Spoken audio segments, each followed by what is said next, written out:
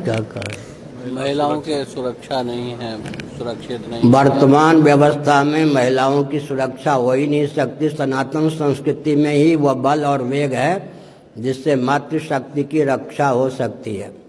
मातृदेवो भव सिद्धांत हमारा है। भगवान को भी हम पहले माता कहकर संबोधित करते हैं, त्वमेव माता। 10 महाविद्या में कुमारी कन्या भी हैं, विवाहिता भी हैं, विधवा भी हैं, तीनों को आराध्या माना गया है। हमारे यहाँ मातृदेवो भव, ये जो देवी हैं, मातृशक्ति हैं, इनको इतना अधिकार दिया गया है कि साक्षात जगदीश्वर को जन्म दे सकती हैं, जगत पिता को पुत्र बना सकती हैं, चाहे तो जगत जननी को राधा के रूप में, सीता जी के रूप में पुत्री बना सकती हैं। प्रबुद्ध ऋषियों को, सिद्धों को भी पुत्र बनाने की क्षमता सनातन धर्म की देवियों में है।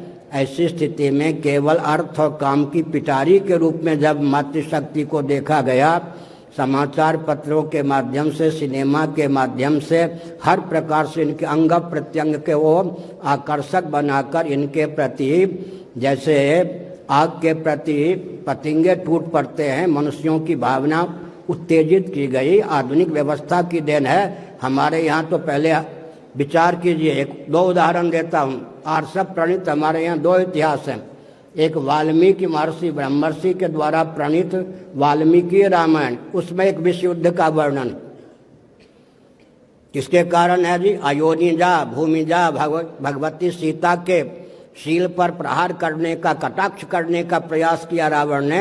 हमने उसको कुल कुटुंब के सहित मरवाने का मार्ग प्रशस्त किया। एक देवी के शील पर अगर कोई कटाक्ष करता है, हम सनातन वैदिक आर्य क्या करते हैं? विश्व युद्ध को मोल लेते हैं। एक विश्व युद्ध का वर्णन है महाभारत में। अयोनिजा भूमिजा स्वर्ग लक्ष्मी स्वरूपा द्रौपदी के शील पर घर के देवरों ने कटाक्ष करने का प्रयास किया। भगवान श्री कृष्ण ने, वेदव्यास जी ने, मैत्रेय जी ने, उस समय के ऋषियों ने कहा गाजर मूली की तरह दुर्योधन आदि को काट डालो। 2 विश्व युद्ध हमने एक एक देवी के शील की रक्षा के लिए किया। हमारी संस्कृति यह कहती है। इसलिए हमारे यहाँ मातृदेवो भव, शंकराचार्य महाभाग का जन्म भी माता के गर्भ से हुआ था। हमारा जन्म भी माता के गर्भ से हुआ है। छोटी कन्या भी हो तो कुमारी कन्या की हमारे यहाँ पूजा होती है। जहाँ मातृशक्ति का सम्मान होता है वहाँ देवी देवता रिझते हैं। इसलिए हमने संकेत किया, एकं ज्योतिरभूद्वेधा राधा माधव रूपकम, एक ही भगवान मनुष्य रूपा के रूप में, सीता के रूप में, राम के रूप में, कृष्ण के रूप में, राधा के रूप में व्यक्त होते हैं। मातृशक्ति का जो तिरस्कार हो रहा है वर्तमान विधा से, अर्थ और काम की है, पिटारी के रूप में मातृशक्ति को देखा जाता है। हमारे यहाँ जगत जननी के रूप में देखा जाता है, पराचिति के रूप में देखा जाता है, आराध्या के रूप में देखा जाता है। हमारे पूज्य गुरुदेव स्वामी करपात्री जी महाभाग विश्व के मूर्धन्य विद्वान, तपस्वी, ब्रह्मवेत्ता, सर्वमान्य, कम्युनिस्ट भी उनके प्रति आस्था रखते थे। लेकिन वे नवरात्र के दिनों में स्वयं कुमारी कन्याओं का पूजन करते थे। हम लोग मातृशक्ति की आराधना करते हैं।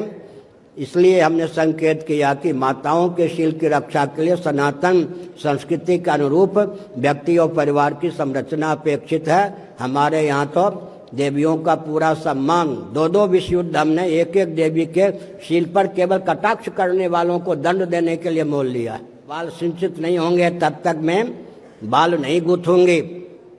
भगवान श्री कृष्ण संधि कराने के लिए जा रहे थे। बहुत बढ़िया महाभारत जो गीता प्रेस से प्रकाशित है उसमें चित्र है, द्रौपदी खुले हुए बालों को यूं लिए और श्री कृष्ण को कहा, सखे हस्तिनापुर जा रहे हो, ध्यानपूर्वक सुनिए। शांति दूत बनाकर ये 5 पांडव आपको भेज रहे हैं। इन खुले हुए बालों का क्या होगा? अगर आपने शांति दूत होकर युद्ध से पीछे हटने का मार्ग प्रशस्त किया तो सुन लीजिए, मेरे पेट से जो 5 पुत्र रत्न उत्पन्न हुए हैं उनको सैनिक बना दूंगी सुभद्रा के पेट से उत्पन्न अभिमन्यु को सेनाध्यक्ष बना दूंगी। पांडवों के निर्णय को, श्री कृष्ण आपके निर्णय को न मान करके इन 6 के माध्यम से युद्ध की घोषणा कर दूंगी। ये द्रौपदी के उद्गार। भगवान श्री कृष्ण ने कहा संधि का प्रयास करूंगा, लेकिन जो चाहती हो तुम उसी को होने दूंगा। तुम्हारे ये खुले हुए बाल दुशासन के रक्त से सिंचित होंगे, तुम प्रसन्न होगी। तुम्हारी प्रतिज्ञा का निर्वाह करना मेरा काम है। एक संकेत करता हूँ, पूरे महाभारत का सारांश। भगवान लीला पूर्वक क्षत्रिय वंश में रामकृष्ण के रूप में उत्पन्न होते हैं। भगवान भी लीला पूर्वक 2 से डरते हैं, एक ब्राह्मण से, और ब्राह्मणों से अधिक डरते हैं पतिव्रता देवी से। भगवान भी किसी का सबसे अधिक सम्मान करते हैं, भगवान भी लीला पूर्वक डरते हैं। तो किससे डरते हैं? पतिव्रता देवियों से। इसलिए मातृशक्ति सर्वोत्कृष्ट है। मातृशक्ति जन्म से ही आराध्या है। भोग की भूमि के रूप में, पिटारी के रूप में, अर्थ काम की पिटारी के रूप में इनको देखना कलुषित विचारधारा है। मैं किसी एक तंत्र का नाम नहीं लूंगा। 3 तलाक की चर्चा चल रही थी। उस तंत्र के बहुत महत्वपूर्ण व्यक्ति, ख्याति प्राप्त व्यक्ति ने कहा आपके यहाँ मातृशक्ति का सम्मान होगा, हमारे यहाँ तो ये भोग की पिटारी मानी जाती है। हम कभी भी इनको मातृशक्ति के रूप में नहीं, सदा ही इनको भोग की पिटारी के रूप में देखते हैं। हमारी संस्कृति मातृदेवो भव की है। एक प्रश्न और।